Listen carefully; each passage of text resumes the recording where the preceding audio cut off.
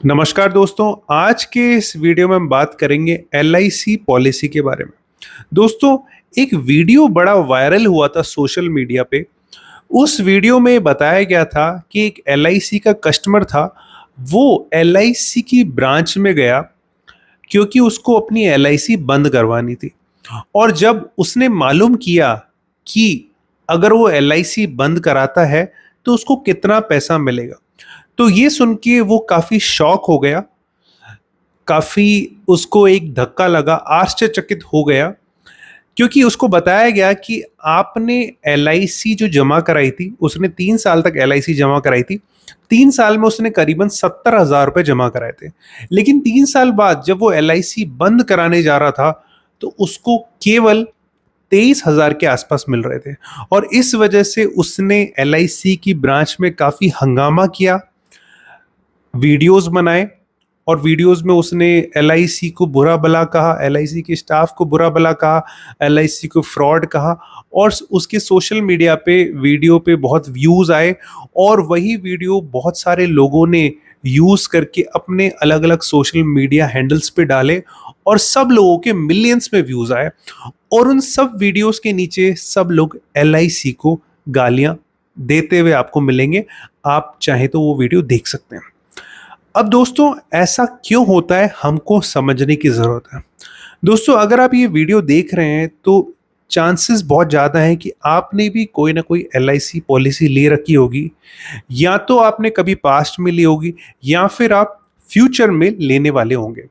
क्योंकि दोस्तों, LIC India की सबसे बड़ी लाइफ इंश्योरेंस कंपनी है और जब भी हम कोई फ्यूचर प्लानिंग के बारे में सोचते हैं, फाइनेंशियल प्लानिंग के बारे में सोचते हैं, तो हमको लगता है कि ठीक है, एलआईसी एक गवर्नमेंट की कंपनी है, एक ट्रस्टवर्दी कंपनी है, तो हमको उससे जुड़ना चाहिए।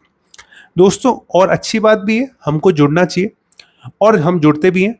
लेकिन दोस्तों, साथ ही साथ हमें कुछ चीज़ें भी पता होनी चाहिए, क्योंकि अगर हमको चीज़ें पूरी नहीं पता तो शायद हमारी हालत भी उसी बंदे की तरह होगी जो बंदा एलआईसी ब्रांच में गया और वहाँ जाके उसको धक्का लगा, शॉक लगा कि भाई जो जमा कराया उसका 1/3 पैसा मिल रहा है। तो उसके बाद फिर क्या होता है कि भाई एक तो नुकसान हो जाता है, दूसरा हमारा दिमाग खराब हो जाता है, तीसरा हम किसी और को अपशब्द बोलते हैं और फिर वो मैटर काफ़ी बढ़ जाता है। तो दोस्तों, एक कहावत है, prevention is better than cure. तो पहले ही हम चीज़ें समझ लें, ठीक है। तो दोस्तों, होता क्या है कि एलआईसी की पॉलिसी हम ज़्यादातर हमारे किसी नोन से लेते हैं। हमारा कोई पहले से जानकार होता है, कोई रिश्तेदार होता है, कोई हमारा कलीग होता है, कोई नोन पर्सन नेबर में होता है, लेते हैं क्योंकि हमको एक ट्रस्ट लगता है उसके साथ। अच्छी बात है, लेना चाहिए। लेकिन दोस्तों, एक बार देखना चाहिए कि क्या उस पर्सन को भी पूरी नॉलेज है कि नहीं है। क्या वो पर्सन जो हमको एलआईसी की पॉलिसी दे रहा है, क्या उसको पूरी नॉलेज है, क्या वो पूरी नॉलेज हमको दे पा रहा है, एलआईसी से रिलेटेड सारी चीज़ें बता पा रहा है, ये हमको समझने की ज़रूरत है। देखिए दोस्तों, मैं आपको शॉर्ट में बताऊंगा। एलआईसी में मोटा मोटी 3 तरह की पॉलिसीज़ होती है। एक होती है ट्रेडिशनल पॉलिसी। ट्रेडिशनल पॉलिसी मतलब जिसमें आप सेविंग करते रहते हैं, ठीक है? उसमें आपको लाइफ इंश्योरेंस भी मिलता है और मैच्योरिटी होती है 10 साल बाद, 15 साल बाद, 20 साल बाद एलआईसी की आपको मैच्योरिटी मिलती है, तो आपको उसमें पैसा बढ़ के मिलता है। फॉर एग्जांपल, आपने 10 साल में फॉर एग्जांपल 5 लाख जमा कराए, तो 10 साल में या 20 साल में बढ़ के, फॉर एग्जांपल 20 साल में वो 5 लाख के आपको 10 लाख बढ़ के मिलेंगे और 20 साल तक आपका लाइफ इंश्योरेंस भी रहेगा, ठीक है। एक तो वो होता है। दूसरा होता है टर्म प्लान। टर्म प्लान सबको पता है, सिर्फ रिस्क कवरेज होता है। जैसे हम अपनी गाड़ी का इंश्योरेंस कराते हैं, हेल्थ इंश्योरेंस कराते हैं, प्रीमियम देते हैं, अगर कुछ होता है, मिस हैपनिंग होती है तो क्लेम मिलता है, नहीं होती तो कुछ नहीं मिलता है, टर्म प्लान। और तीसरा होता है ULIP plan. ULIP plan mutual fund की तरह काम करता है, जहां पे आपका जो पैसा है वो एलआईसी के थ्रू स्टॉक मार्केट में इन्वेस्ट होता है और वहां से अगर आपके जो प्रीमियम है उसमें आपने प्रीमियम भरा है और वहां पे अगर उन स्टॉक्स ने रिटर्न दिया है, तो वही रिटर्न आपको आपकी पॉलिसी के अंदर मिल जाता है। लेकिन दोस्तों, ज़्यादातर लोग एलआईसी में पहली वाली पॉलिसी कराते हैं। तो पहली वाली पॉलिसी जो होती है, या तो वो ट्रेडिशनल पॉलिसी के नाम से जानी जाती है या फिर वो एंडोमेंट प्लान के नाम से जानी जाती है। ठीक है, ज्यादातर लोग हम वही कराते हैं। एग्जाम्पल देता हूं, फॉर एग्जाम्पल जीवन आनंद, जीवन उत्सव, जीवन उमंग, जीवन लाभ, जीवन लक्ष्य, इस तरह की जो पॉलिसीज हैं वो ट्रेडिशनल पॉलिसीज होती हैं।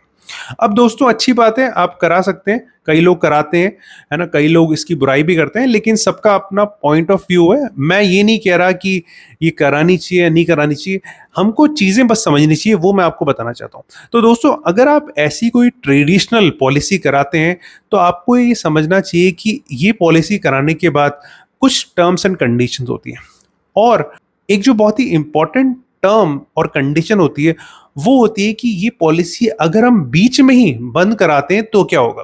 अब मान लीजिए आपने कोई प्लान लिया, एलआईसी का ट्रेडिशनल प्लान की बात कर रहा हूं, और 20 साल के लिए लिया। अब 20 साल के लिए आपने ले तो लिया, लेकिन आपको लगा 5 साल बाद कि भाई 5 साल तक हम जमा करा रहे हैं, अब ये एक लायबिलिटी बन गया है, हर साल हमको पैसा जमा करना होता है एलआईसी की पॉलिसी में, अब हमको ये बंद कराना है। तो 5 साल बाद अगर आप अपनी पॉलिसी को बंद कराएंगे तो आपको कितना मिलेगा।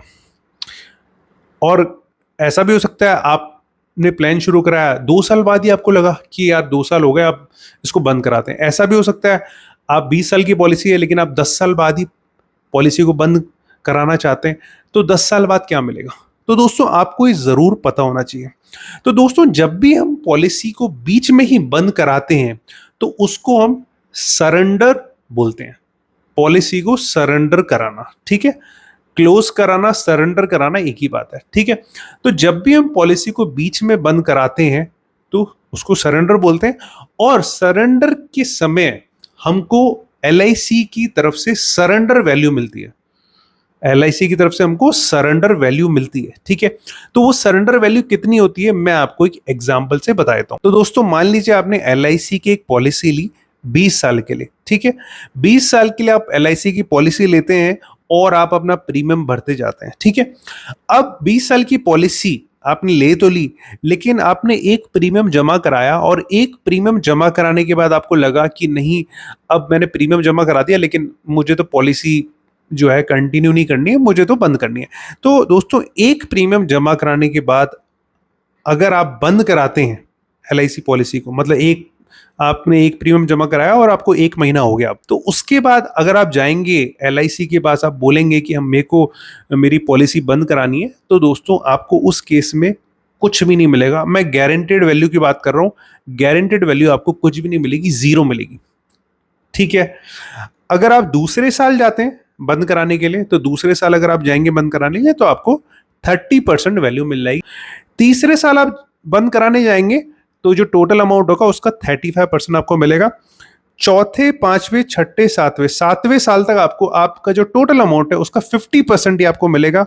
उसके बाद 8वें साल आपको 52.5% मिलेगा, 9वें साल 55, 10वें साल 57.5, आपके 11वें साल 60, 12वें साल 62.5, 13वें साल 65, फिर उसके बाद 14वें साल 67.5, 15वें साल 70%, 16वें साल 72.5, 17वें साल 75%, 18वें साल 77%, 19वें साल 90%, और 20वें साल जो है अगर आप बंद कराते हैं पॉलिसी को, तो 20वें साल भी पॉलिसी बंद करने से पहले आपको 90% मिलेगा, पॉलिसी मैच्योर होने के बाद ही आपको 100% मिलेगा।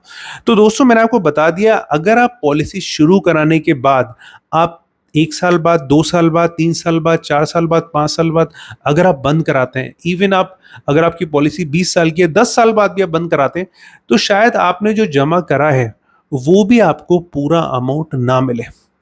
दोस्तों ये सच है, भले ही आपको कड़वा लगे लेकिन सच है। तो एलआईसी पॉलिसी या कोई भी इंश्योरेंस पॉलिसी, किसी और की भी कंपनी की भी अगर आप ट्रेडिशनल पॉलिसी लेते हैं तो सरेंडर वैल्यू लागू होती है, और सरेंडर वैल्यू जो है वो हमको कम मिलती है, जितना हमने जमा कराया उससे हमको कम मिलती है। तो जब भी आप कोई ट्रेडिशनल पॉलिसी लें, एलआईसी की लें या किसी और कंपनी की लें, आप सोच समझ के लें। अगर वो 10 साल का प्लान है, 15 साल का प्लान है, 20 साल का प्लान है, 25 साल का प्लान है, तो इंश्योर करें कि आप पूरी पीरियड तक पॉलिसी को चलाएंगे, कैसे भी करके चलाएंगे। आप पैसे जमा कराएंगे ही कराएंगे। इसको आप एक लोन की तरह लीजिए, एक लायबिलिटी की तरह लीजिए कि आपको कराना ही कराना है, और उसके बाद ही आप पॉलिसी शुरू कराएं। ये नहीं कि कोई आपका जानकार आ गया और उसने आपको बोला और आपने ऑब्लिगेशन में एक पॉलिसी करवा ली और अब आप आगे नहीं चला पा रहे हैं, तो इससे और कुछ नहीं होगा, आपके पैसों का पूरा नुकसान होगा। तो ये आप समझ लीजिए दोस्तों, बस यही मैं आपको इस वीडियो में बताना चाहता था। अगर आपका कोई सवाल है इससे रिलेटेड तो आप मुझे कमेंट्स में बता सकते हैं, मैं उसका जवाब ज़रूर आपको कमेंट्स में दूंगा। तो इस वीडियो को देखने के लिए आपका बहुत बहुत धन्यवाद। मिलूंगा मैं आपसे किसी दूसरे वीडियो में। Thank you.